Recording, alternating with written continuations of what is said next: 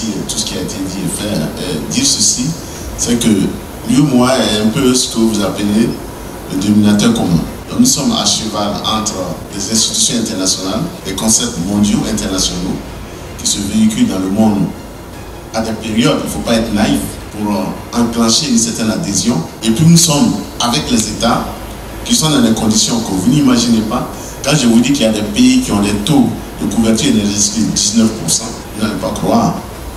Donc quand vous êtes dans des contextes pareils et qu'on vous vend un schéma et que vous envoyez les pays dans ce schéma, et qu'au bout de 2 ans, 3 ans, il n'y a aucun résultat, vous avez une responsabilité. J'ai cette responsabilité. Donc j'écoute. J'ai été responsable de la mobilisation des ressources extérieures au ministère des Finances. J'ai négocié le PPTE. Voyez-vous, tout ça j'ai vu, je sais. Donc, quand un nouveau concept arrive et qu'on veut me lancer là-dedans, bras et pieds joints, je fais attention.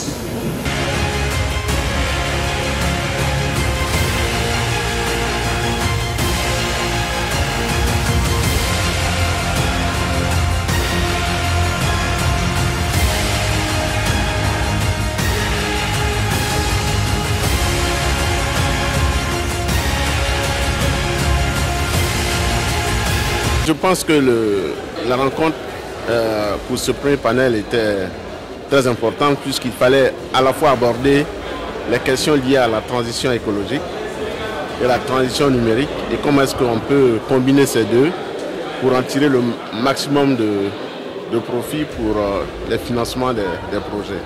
Donc nous avons démontré que la transition écologique générait absolument une transition énergétique qui était la source même de ces bouleversements climatiques dans le monde et qu'il fallait s'appuyer sur des énergies renouvelables qui sont moins polluantes et qui apportent moins de destruction sur les gaz à effet de serre. Mais nous n'avons pas oublié de mentionner que non seulement l'Afrique et la région regorgent de beaucoup de ressources en termes de fossiles, mais le niveau d'accès des populations à l'énergie, à l'électricité est tellement modeste qu'il ne faut pas s'en priver.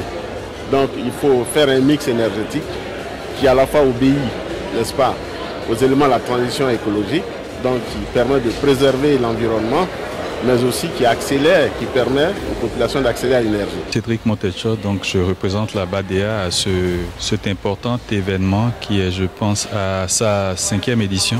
Et c'est pour manifester vraiment notre soutien à cette initiative de la BAVM qui fédère les pays de l'UEMOA. Nous avons participé pour 500 millions de dollars au plan énergétique de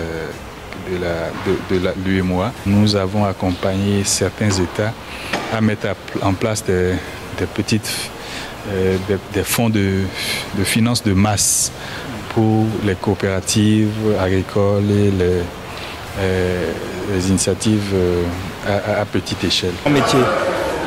Nous avons retenu en tout cas, je pense que ce qui est ressorti de tous les panels, c'est qu'il était important pour nous dans un premier temps de nous approprier entièrement, que ce soit d'un point de vue économique ou d'un point de vue organisationnel, la gestion et l'organisation de nos différentes structures. De les tropicaliser, ne pas simplement importer ce qui est fait sous d'autres cieux et les pompes acquis. Il faut que nous puissions au contraire leur donner un sens africain, les tropicaliser et les transformer dans nos propres termes. Et à partir de ce moment-là, nous serons à même de pouvoir remporter tous les challenges qui sont face à nous.